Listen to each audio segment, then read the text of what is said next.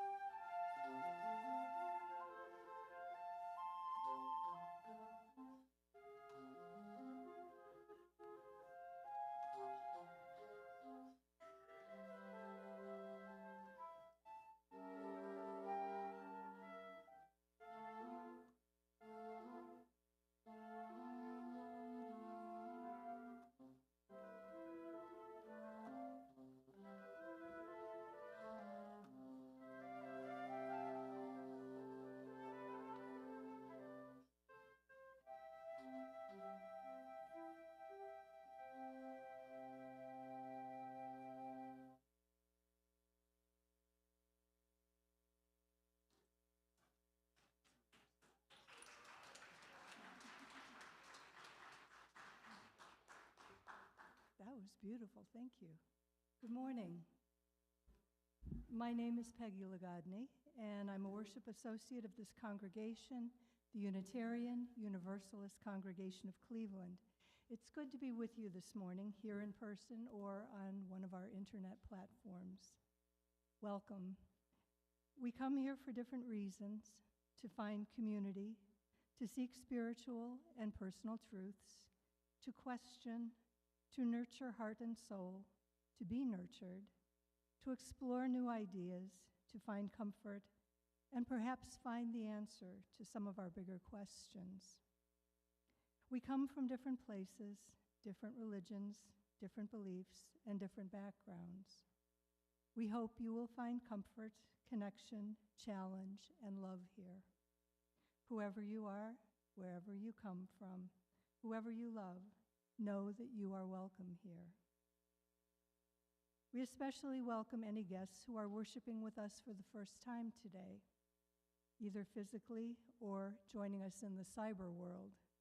If you're interested in more information on who we are, we invite you to fill out one of the guest cards that are in the pew racks in front of you. You can place that card in the offering plate when it comes around later in the service, and we'll be able to reach out to you and answer any questions you might have about our congregation. If you're watching from an internet platform, you can go to our website, uucleveland.org. As we enter sacred space, there is a little bit of housekeeping. And the first thing is, on the back of your order of service, down in the corner, right here, is a QR code. That's for contact tracing. If you would please, at some point during or after the service, fill in that you've been here. If anybody does turn out to have COVID, we can let you know. There's also a bit.ly link. If you want to wait till you get home, you can do it that way too. And I would like you to also take a moment to silence any audible alarms, cell phones, anything that goes beep. Now we have a few announcements. Joanne Orr's 96th birthday is coming up this week. There will be cards available in Fellowship Hall after the service for anyone who would like to send her birthday wishes. And if you would look for Lori Holmes down in Fellowship Hall, she'll have a pile of cards there for anybody who wants to.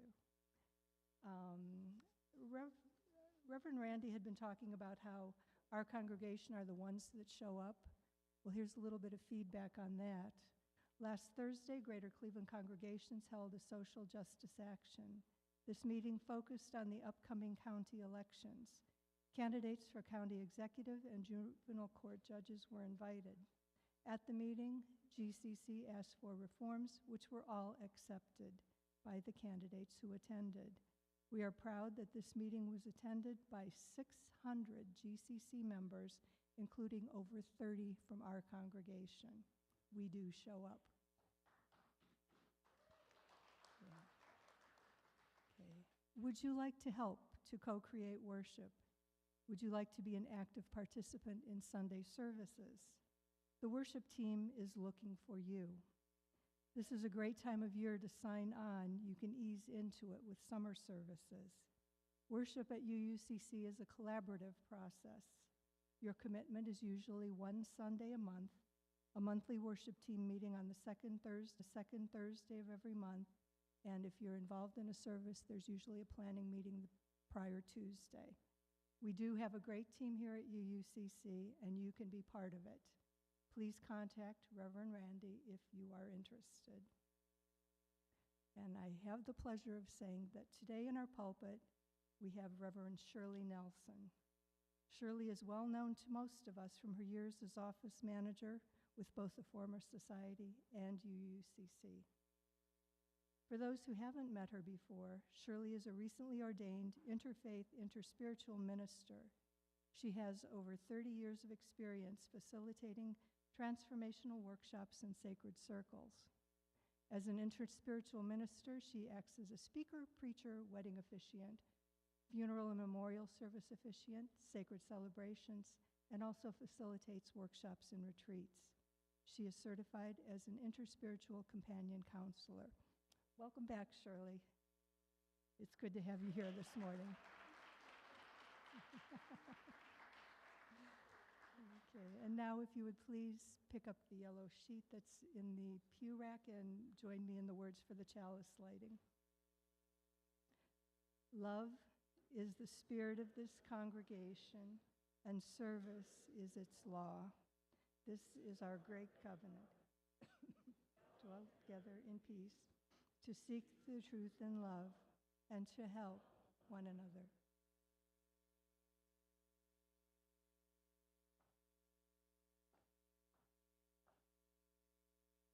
Good morning.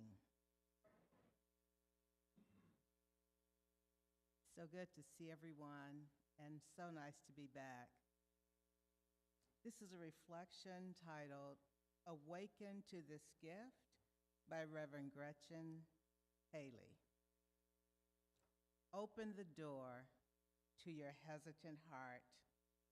Let the light shine on all the sleeping shadows.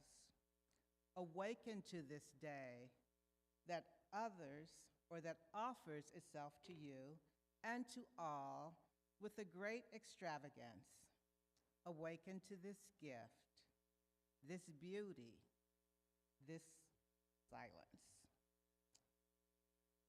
and this chance that we might still begin again and renew, that we might be changed by the in and out of breath, that we might still burst forth like the crocuses, that we might still surprise this earth with a new song sung together, calling us all in, and then sending us back out and know it all as a blessing. Come, let us worship together. And now I invite you to welcome one another. Please stand and greet each other, but please ask if you want to hug, if it's okay.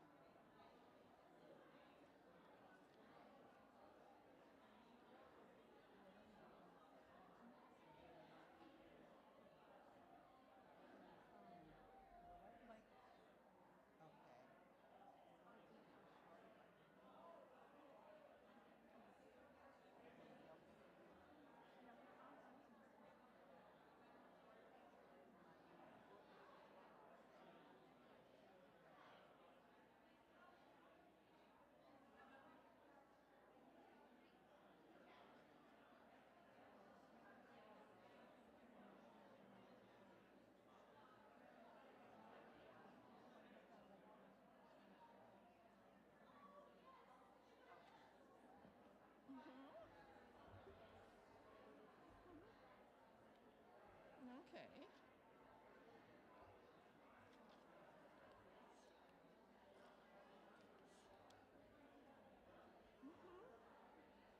Are you ready?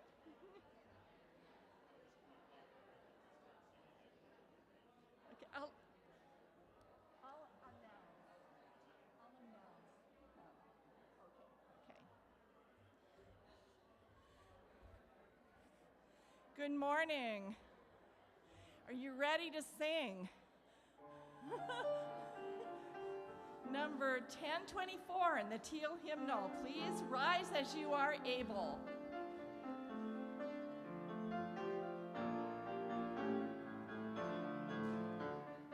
Sing when the Spirit says sing. You gotta sing when the Spirit says sing. When the Spirit says sing, you gotta sing. Oh Lord, you got to sing when the Spirit says sing. Spirit says sing. Spirit says sing. Spirit says sing. Spirit says sing. Spirit says sing. Spirit says sing. To do when the Spirit says dance. You got to sing when the Spirit says sing. When the Spirit says sing, you got to sing. Oh Lord, you got to sing when the Spirit says sing. Spirit says sing. Spirit says sing. Spirit says sing. Spirit says sing. Spirit says sing. Spirit says sing. Got to dance when the Spirit says dance. You gotta dance when the Spirit says dance. When the Spirit says dance, you gotta dance. Oh Lord, gotta dance when the Spirit says dance. Spirit says dance. Spirit says dance. Spirit says dance. Spirit says dance. Spirit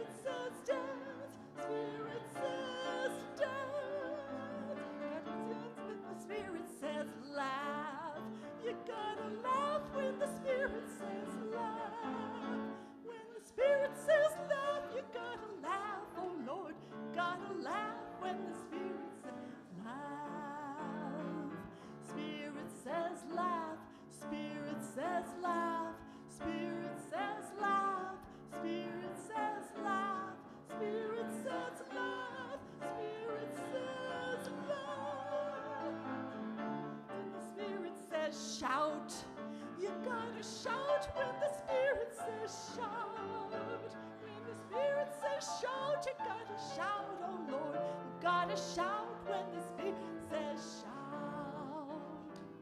Spirit says shout. Spirit says shout.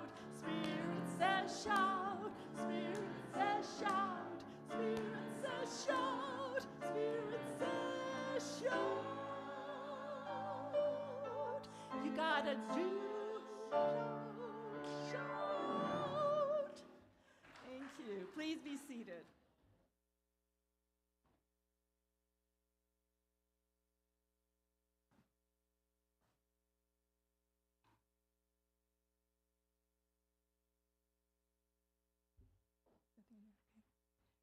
Joys and concerns is this time in our service. Ours is a welcoming community where we find connection, a spiritual community where we find meaning.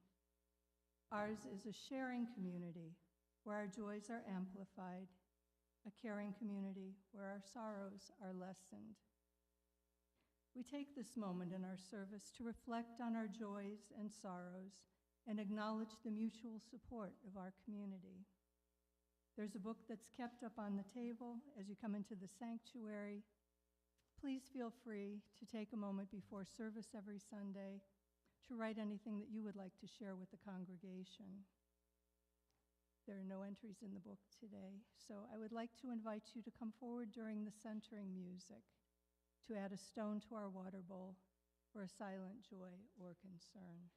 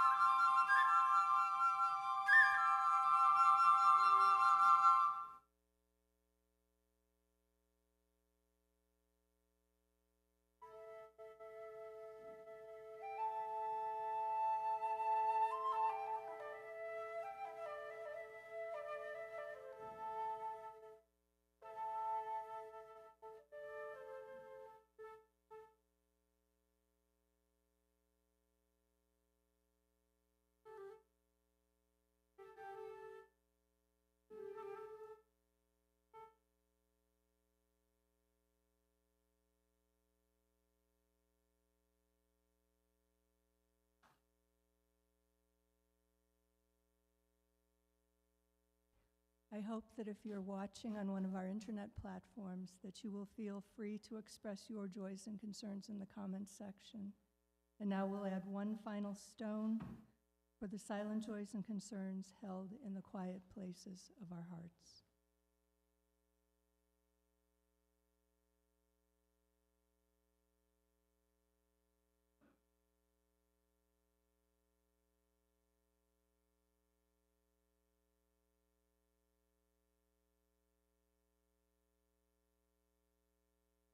Good morning. I'm overwhelmed with gratitude this morning for a few reasons, one of which is we have the wonderful Reverend Shirley Nelson with us this morning. So glad to have you here. Also, as you can tell, we have a new sound system, which means many things, including that we have more lapel mics, which means I'm not trapped anymore, and I can walk around, which is a great, great joy. I was watching some television yesterday, getting prepared for this message, and I was watching one of my favorite programs, The Office. Any Office fans here? I love the bumbling witticisms of Michael Scott, and one very appropriate for our theme of waking up this morning. He says in one episode that he is both an early worm and a night owl, which means he's wise and he has worms. Though, of course, he doesn't get the double entendre there. But it made me think about my own status, my own relationship to waking up early and staying up late. I myself, I would say I'm a night owl at this stage of my life. But, we evolve through these things. And sometimes we're early birds, sometimes we're night owls. The early bird is the person I'm most fascinated with, myself. Especially when I think of, those exceptional morning people, the ones who just wake up at impossible hours. I mean, has anyone ever been woken up at 4:30 in the morning to go fishing or some other thing you don't normally do, but you've been woken up to do it, and there's that just you're I didn't even know this time existed, this is crazy. And then the thing that there are people who do that every day on purpose, it just blows me away. What I know about early birds, though, is that they frequently have routines. They have a morning routine. This is the thing we do every single morning. So I was curious, just a quick poll. How many of you would say you have some set of things that every single day you do every morning without fail? Pretty much all. So what are some of those things? Just, throw them out. Just what are some of the things that you have to do in the morning? It's funny, I saw a lot of this, but I heard a lot of coffee, which is interesting. Brushing teeth, putting on contact lenses maybe, or glasses, depending on what you wear. Definitely coffee, right? Actually, I always think of coffee because somewhere I worked once had this great little thing in their little coffee room. It was called the coffee morning prayer. And it went like this. It said, "Dear God, so far today, I've done pretty good. I haven't lied or yelled. I haven't been angry or selfish or jealous or cruel, and I'm so grateful for all of that. But in a moment, I'm going to have to get out of bed, and I assume it's going to get much more difficult, and I could use all the help I can get." What's interesting is how much we pressure our mornings, isn't it? We have all these phrases, we have these sayings like early to bed, early to rise. The one Michael Scott butchered, the early bird catches the worm. We tell ourselves that breakfast is the most important meal of the day. Again, fishing trips, camping trips, all kinds of things that when we get up in the early hours, the wee hours of the morning are supposed to lead up to these profound day-to-day experiences. I found that the internet is full of these too. I found the internet has this motivational sort of trend of things, and one I saw said, "Wake up and tackle the day, or the day will tackle you." I feel especially in America, this is a long-standing obsession with how we, get up in the morning and what it means about the quality of the days that follow. And so as Reverend Shirley was explaining the theme of today's service, I was thinking about this idea of waking up and its relationship to the routines and things we do when we're in the process of getting up. After all, if waking up matters, the big question is, what are we getting up to do? Now, maybe this is the defensiveness of a night owl coming through, but catching the first worm and being prepared to take charge of the day by being first and earliest, that doesn't necessarily speak to my values. I don't know about everybody else here. But then it sort of occurred to me, what other values, what other attitudes, what other concerns might I bring into my own morning routines? What foundations might I want to be building my day on top of? Does this mean that we should refresh ourselves with a daily reading of the UU principles each morning? Maybe. I don't know. Does this mean that we should sip our coffee with some kind of contemplative purpose? Maybe. Does this mean that we should build meditation and mindfulness into our mornings? Probably. I'm not sure I have a specific answer or a specific way forward, but the thing that becomes clear is that what we do after we get up and how we wake up seem to be connected. So today, Reverend Shirley is going to invite us to focus on the process of waking up. And as we ponder that invitation, and as we're thinking about our lives, perhaps the lesson we should carry with us is this. If we're going to wake up, what's the purpose we're waking up for?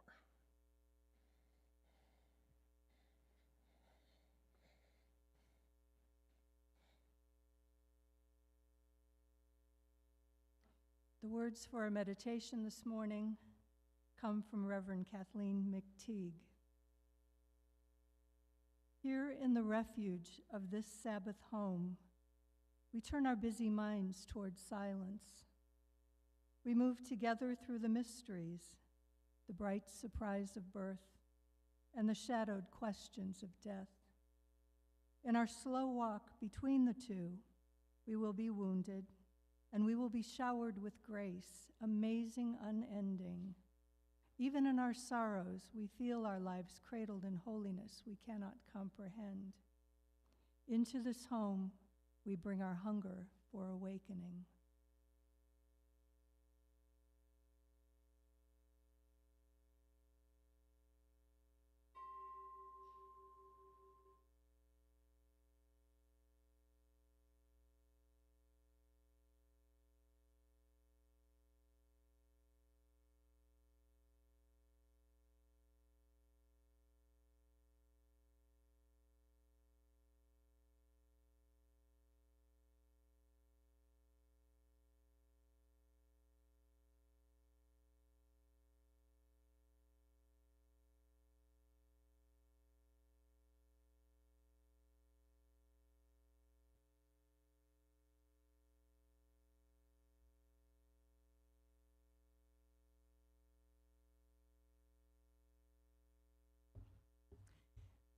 Please join in singing hymn number 44 in the gray hymnal. The words are also in your order of service. We sing of golden mornings.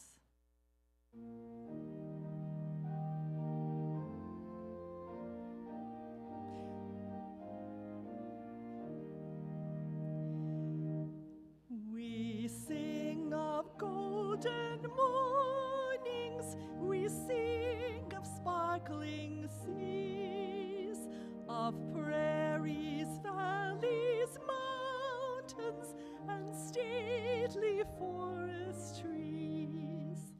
We sing of flashing sunshine and life-bestowing rain, of birds among the branches, and springtime comes again. We sing the heart courageous, the youthful eager mind. We sing of hopes undaunted,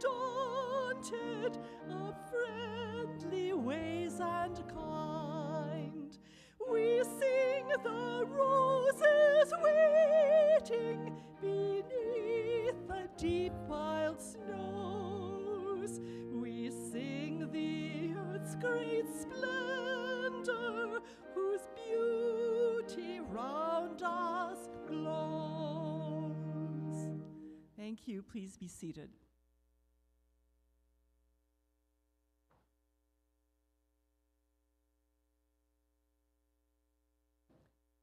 Our offering this morning is going to benefit the UU Service Committee, Ukrainian Refugee Assistance.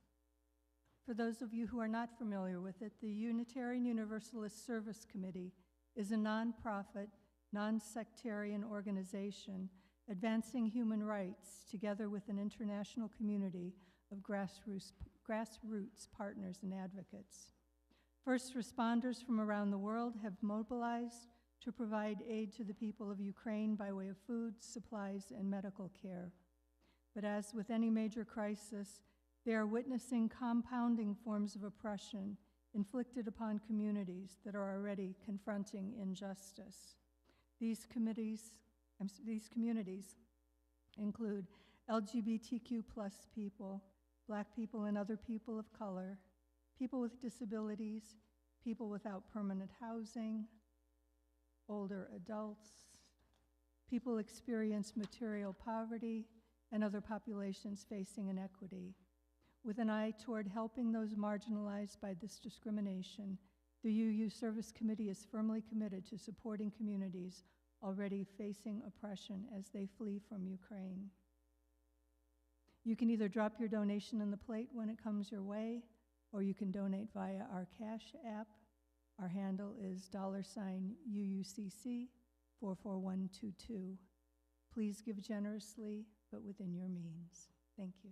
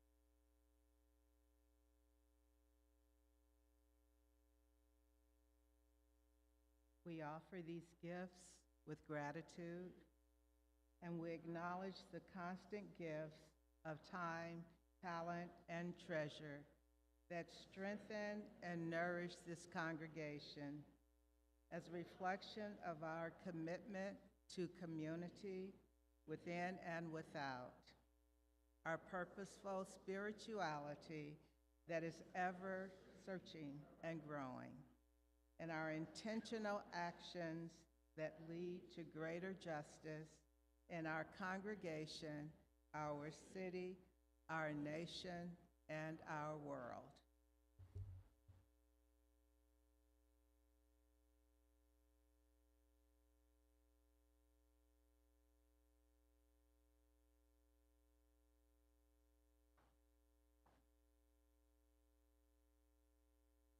Extra exercise this morning.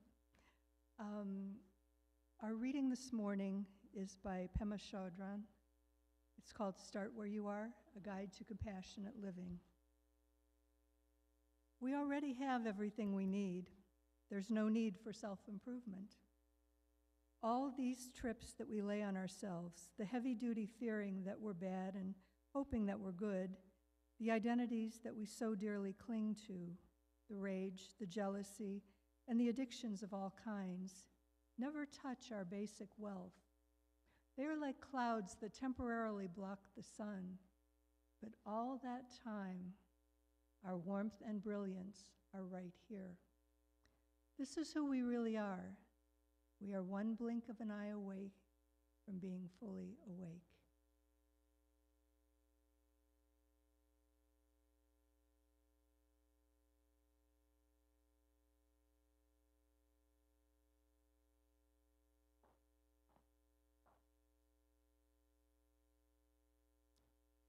A few weeks ago, a friend asked if I remembered the Glenville riots of 1968.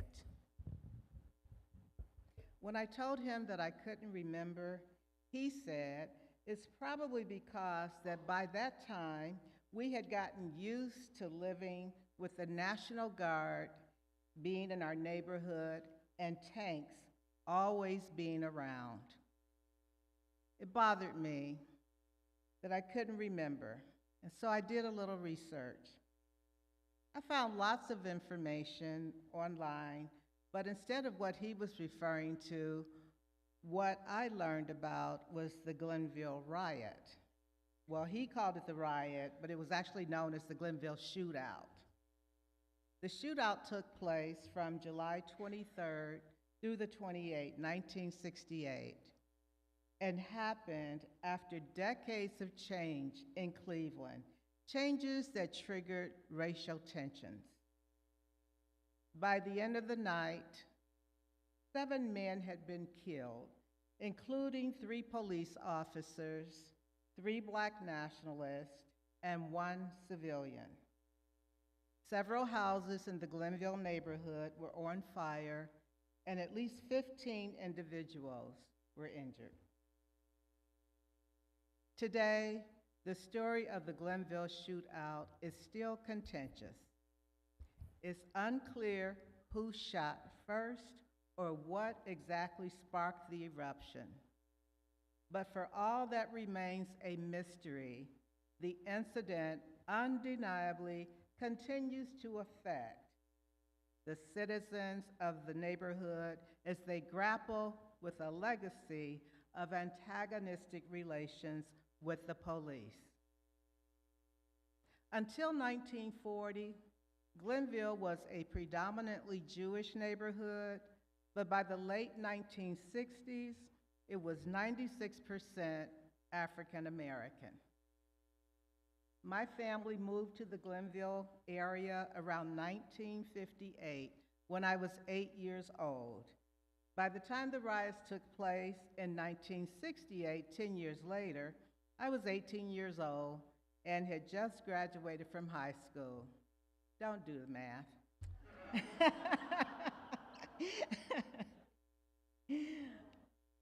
For many years, my 6 siblings and I did not realize we lived in an oppressed neighborhood or that our family was poor. At the time, we had no reason to question our lifestyle or existence because our standard of living gave no indication of lack. We never went without a decent meal, clean clothes, a clean home, and we enjoyed family gatherings and were loving and engaged. We thought we were normal. For as long as I can remember, my father worked 2 or 3 jobs to make ends meet. And my mother was a domestic worker, and she worked for several Jewish families. Looking back, I now know that my parents struggled to make ends meet financially. However, I don't ever remember being poor in spirit. Nevertheless, by the time I realized our plight in life, I was working and on my own and had moved away from the area. Like I said, I don't remember the shootout. How I missed it, I don't know. Perhaps I have a selective memory and have chosen not to hold on to painful memories that I had no control over. And now today, I ask myself this question: was I sleeping while the world suffered? Am I sleeping today? And sort of in alignment with what Alan said, what are we waking up to, or what are we waking up for? What is our purpose for waking up? And that was the beginning of my wake-up call when I asked myself, was I sleeping while the world suffered? Am I sleeping today? I've given myself a pass for the riots that broke out in the 60s. I was young and probably more self-absorbed than was healthy, and simply was not able to emotionally manage all that was going on. When I look back on my life, I recall that many of my formative years and adolescence was spent with my nose stuck in a book. Although I didn't know it at the time, much of what I read helped me to escape reality. I'm sure my passion for books was a way of keeping me sane in a world that constantly reminded me that life is struggle and that some of us must fight for basic human rights. So I realized that I may have done a bit of numbing out. It's sort of like being an addict in plain sight. I mean, some addictions are acceptable because they seem harmless. But as we all know, an addiction is an addiction, regardless of how innocent it might appear. And so, I ask you, have you been sleeping while the world suffered? Are you sleeping now? For some people, awakening is the experience of opening one's eyes to the way the world is not. For example, you may have been indoctrinated to believe that people who are a different skin color and a lesser economic status or have different physical abilities than you are inferior. At some point, you learn that is not the case, and you start to wake up and learn that what you initially thought was true was actually brainwashing. A person swimming in a sea of hate towards the other may suddenly change direction due to an unexpected experience that opens their eyes, and they can become someone who learns to swim in a sea of love. Perhaps you had held certain religious beliefs for years because that is the plate that was handed to you as a child. And as an adult, you have discovered that those beliefs have nothing to do with your current way of thinking. This can be a rude awakening, but nevertheless, you do wake up and unlearn what you were initially taught when you realized that the world is not as you believed it to be. Awakenings are not necessarily the unlearning of entrenched beliefs. They are also moments of joy when you discover some inextricably awesome truth that opens your heart to love in a way that you have never experienced and causes you to see the world in a whole new light. Sometimes waking up is messy business. You know you can't put these things on your calendar because you don't know when they're going to happen. And sometimes waking up is so hard, it's like watering flowers that bloom through concrete. Perhaps you recall moments in your life when you went numb to all that was happening around you. This can happen when you have suffered some sort of trauma, a death of a loved one, an accident that has left you differently abled, an illness that you have no control over, a divorce, or loss of a job. In the course of events, you may lose cherished relationships and your life goes up in smoke. These things happen at various times in our lives, and all too often, it takes a while to recover or heal. In the meantime, your life crumbles all around you because you're not able to keep going with business as usual. Because I've always been hypersensitive, there have been numerous times in my life when I have checked out. One of the more memorable ones is the death of my father. When he died in 1986, I was living in Los Angeles.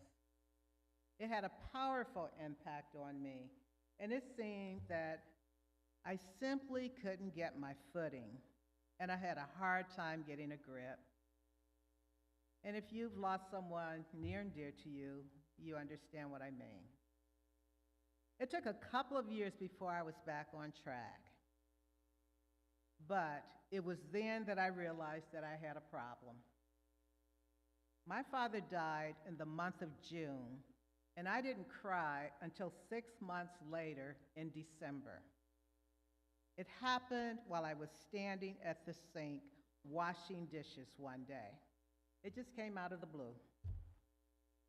What had also happened during the course of that time were two major setbacks. I had gotten laid off from my job, which I really liked, and broke off the relationship I was in because it had gone sour. Once I started crying at the kitchen sink, it seemed I couldn't stop crying. I cried for weeks. I was grieving everything. I had suppressed the loss of my father in order to keep it moving, but the magnitude of the matter caused me to wake up. I saw the flaw in my way of being. Instead of facing problems, I suppressed them, like sweeping dirt under a carpet instead of emptying it into the trash. I had a big, messy mound. It was just messy. Did I mention racism? Did I tell you the havoc it has wreaked on me throughout my entire life? No matter what hardships came upon me, none were so magnified as living with racism. Although my encounters have been more indirect than direct, the stench of it is always in my nostrils. After grieving my losses, I began to see how suppressing my feelings had numbed me out and shut down my heart. That put me on the path to healing and trying to understand how best to move through life. I will admit that it probably would have done me a world of good to go to therapy, but that was costly, and at that time, it was still taboo within my culture. Thankfully, that is changing, and Black people are finding their way through mental illness and setbacks through therapy. My way of healing has always been spiritual. Basically, it was me and God working it out. After breaking down 6 months after my father died, I knew I was in trouble. I was repressed and probably depressed and had to find a way out. My therapy was to self-medicate with books about what it felt like to be repressed, and I followed the advice of spiritual gurus to get well. Anybody can say amen to that? I read a lot, listened to good music, spiritual and otherwise, prayed, did spiritual practices, went to seminars and workshops to expand my understanding, and attended church a lot. However, no matter how much I attended church, what healed me most was long walks on the beach. The Pacific Ocean was truly my saving grace. Sometimes waking up is hard to do. Little by little, I inched towards wellness, even with the stench of racism in the background. The reminder for Black people to stay in their place was ever present. It seems the media had no other news to report than that another Black man had been beaten by police and sent off to jail for no good reason. I always worried about my 5 brothers and others to whom I was close, and still do. You still with me? By 1989, I got another wake-up call when my fiancé called to tell me he went to Las Vegas over the weekend and got married.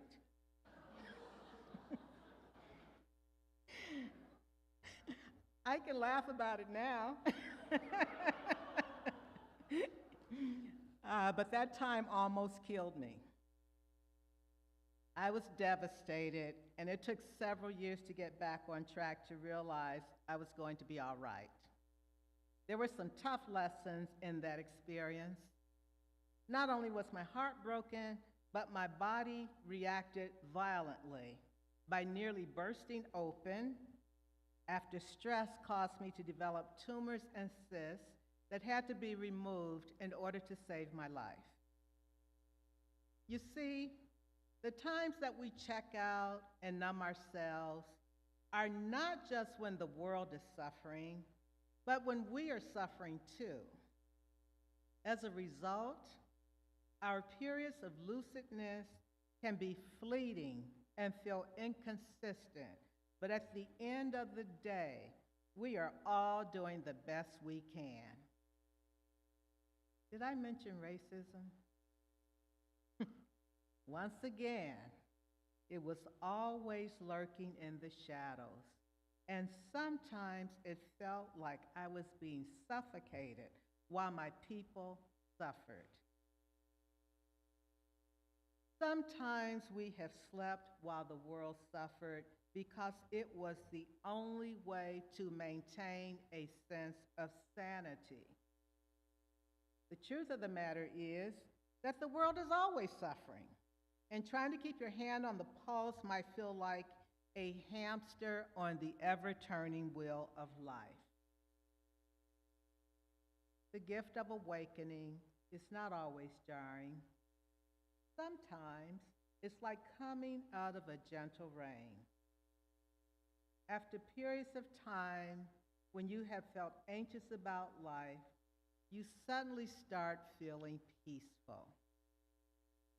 In these moments, you cannot always put your finger on what it is, but what you do know is that you are in a different place mentally, spiritually, and emotionally, a better place. That's how it was for me. Slowly but surely, I started coming out of the fog. Each of you have received a list that should have been in your order of service, this pink form. And on the list, there are 10 things that are signs you are waking up, and there are 7 more things listed that you can do to help move the process along. So if you have a question about, am I waking up? Have I woken up? This list gives you a guideline, and then if you want to go on the internet, there are about 3 zillion more things. But I just pulled out some of the things that I know were part of my experience.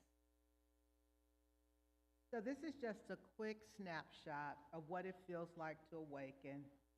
And as I said, I picked those things because they were all part of what I experienced in becoming a more conscious person. By 1992, Los Angeles had lost its luster, and I returned home to Cleveland. My life was messy, and I knew things had to be put in some type of order, and so I packed up my bags and made a new plan. And since it was everywhere in the United States, racism was right there in my face. I left Los Angeles right after the Rodney King beatings, and that was heavy on my mind. As you may have surmised, I really didn't know what to do with my life. So my new plan was to go to school at the ripe old age of 42. Stop doing the math. Something about that part of my journey was a catalyst for all the good that followed. I found school to be my safe place, and I enjoyed everything about it, except for racking up student loans. When I graduated summa cum laude, I didn't even know what it was. I just knew that I had loved the journey and was exceedingly grateful for the experience. With renewed confidence and a deeper sense of well-being, I found life more enjoyable and my future felt brighter. As a result, my relationships improved and so did my quality of living. Alongside the fulfillment derived from getting an education was the joy of finding delight in various spiritual pursuits, including starting my own grassroots sacred circle to help others to grow. This was all good and wonderful, but something was still not quite right. I had awakened enough to know that a lot of the challenges in the past were due to my own inability to ask for help and to be vulnerable. Therefore, I ended up making a lot of decisions alone, and some were not very good. Now, I've invited you along my spiritual journey, so just stay with me. We're going to keep it moving for just a little while longer. I had no problem asking instructors at school for help, but even though I was a leader at work and in spiritual circles, I still was not able to reach out for help when I had personal problems. The consequences of that were dire. Throughout much of this time, I was working for the headquarters of the United Church of Christ, and I loved working there. Over the course of 14 years, I met some outstanding people and was given opportunities to grow unlike ever before in my life. I lost that job in 2010, and when that happened, I think I lost a bit of my mind. There's a saying in some Black communities, and it is that when Black women have a nervous breakdown, they cannot afford to take time off to rest or to check themselves into a place that can help them. They simply have to keep it moving. By that time, I had had a lot of wake-up calls, some gentle and some extremely harsh. Losing that job almost broke me. Because I spent so much time at work, my colleagues became like family, while relationships with my real family suffered. Need I mention once again? Racism was always lurking around the corner and reminding me that I am not enough. I know many people feel that way regardless of their skin color. But imagine what it feels like when you're always getting an extra helping through no fault of your own. With a bruised ego and a broken heart, I took a part-time job at Unitarian Universalist Society of Cleveland with the anticipation of staying for 6 months. It felt like a job that I'd taken right out of high school. Though 30 years had passed. However, that 6 months turned into 10 years, plus 1 additional year at the Unitarian Universalist Congregation of Cleveland. What happened during those years is the catalyst for why I'm standing before you today. Most of the time, I worked alone unless the minister or religious education director were in the office. The society was, for the most part, a peaceful place, and eventually I began to feel the pain of the past subside. Spiritually speaking, I began to feel less fragmented and more integrated. My soul didn't hurt so much. During the latter half of those 10 years, I was the primary caregiver for my mom, and I was also in seminary. It was tough managing school, work, and caregiving, particularly in my senior years. But even though I was still hypersensitive, I knew that I was built tough. While working for the society, I got to know a lot about Unitarian Universalism. To this day, I am grateful for the detour that landed me there because it was time well spent learning about the church and getting to know many beautiful people. I know I keep reminding you that racism is always lurking in the corners or showing up in full-fledged savagery. But it has not stopped me from loving and respecting those who have inherited the sins of their fathers and who endeavor to undo oppression in whatever form it comes. My hope is that the unsavory smell and taste will no longer be a part of this world someday soon. Can I get an amen?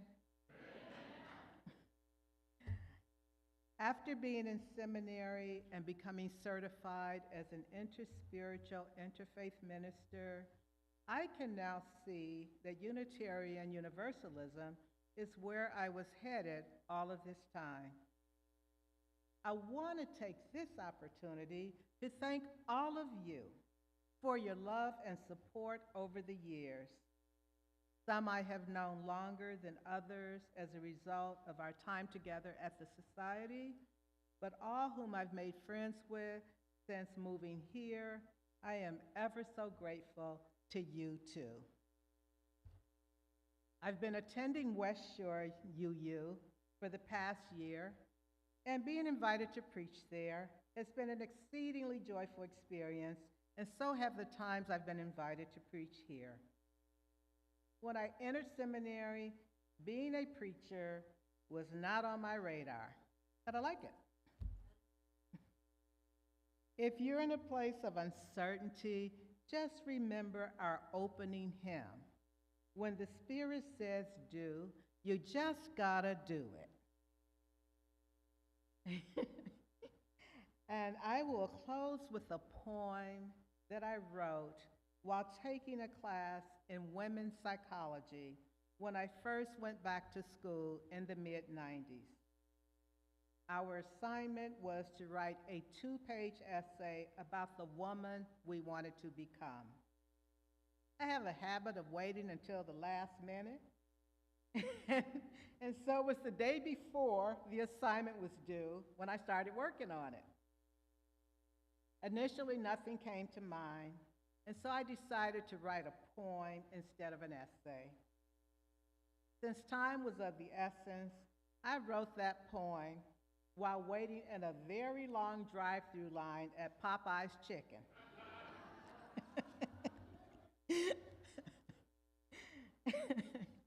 To my surprise, it was well received by my classmates and the instructor.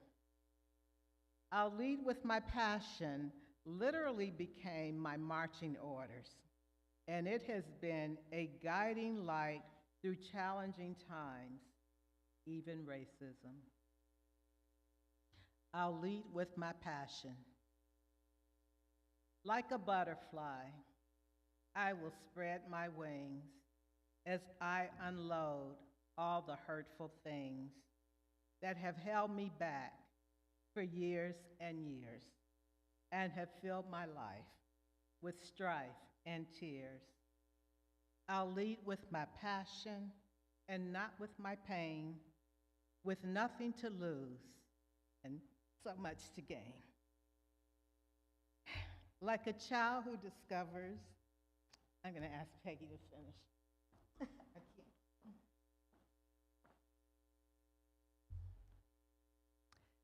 Like a child who discovers a brand new toy, I'll bask in the light of love and joy.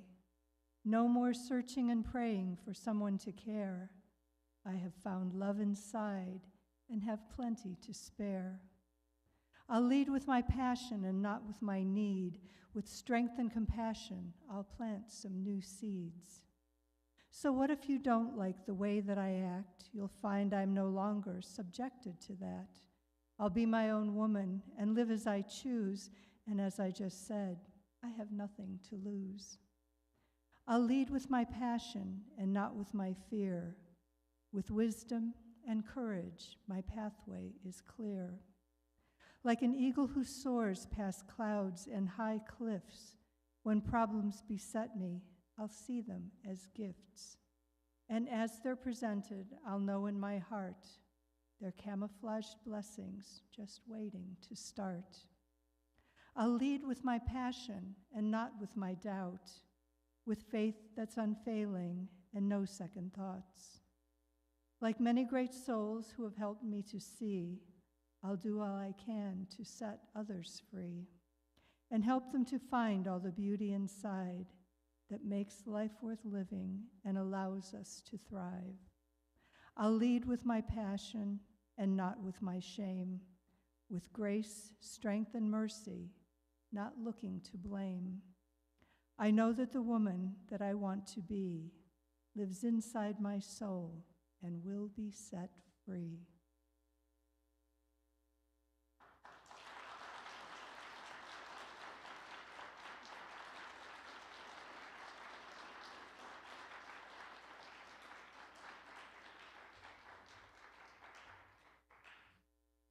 And so it is.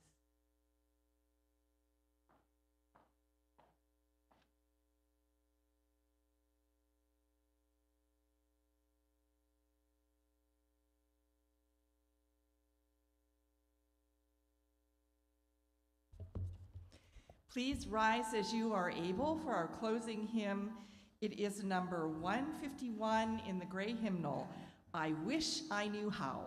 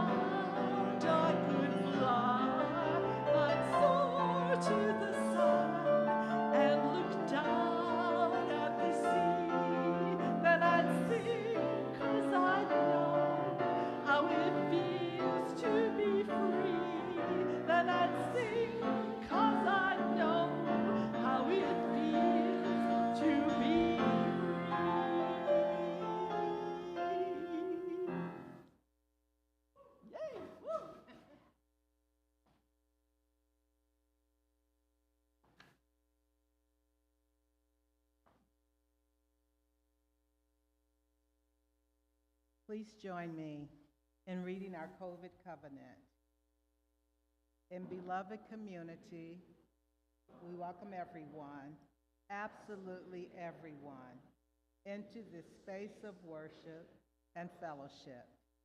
In this time of pandemic, we covenant to respect one another by considering the safety and comfort of others before ourselves, to respect the policies our leadership has established, and to take all of our steps with one another with grace and understanding as we work to make this a truly safe place for all people. Amen.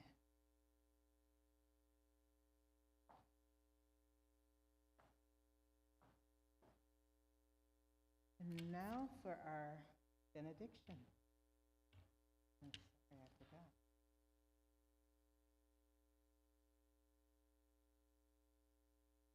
May It Stay With You by Reverend Scott Taylor. May it stay with you, this awakening, this beautiful grasp of who you truly are.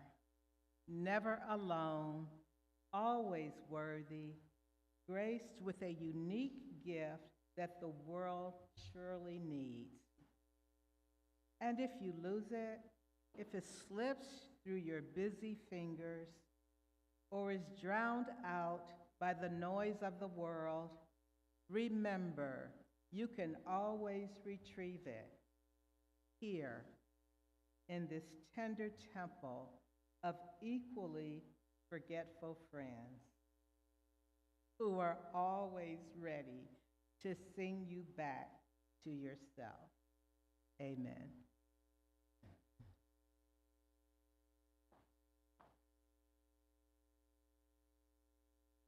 If you'd please join me in the words to extinguish our chalice. We extinguish this flame, but not the light of truth, the warmth of community, or the fire of commitment. These we carry in our hearts until we are together again.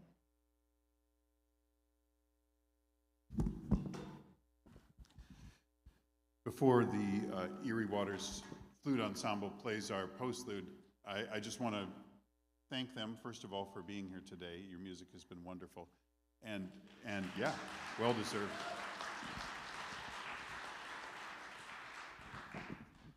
And also, a quick plug, 2 weeks from tonight, that's Sunday, April 24th, this group and the larger Greater Cleveland Flute Society will be here in our sanctuary, 7 p.m. free concert. And if you enjoyed what you heard today, you're going to get a chance to hear a lot more of it very soon. So please join us again in a couple of weeks. And now our postlude.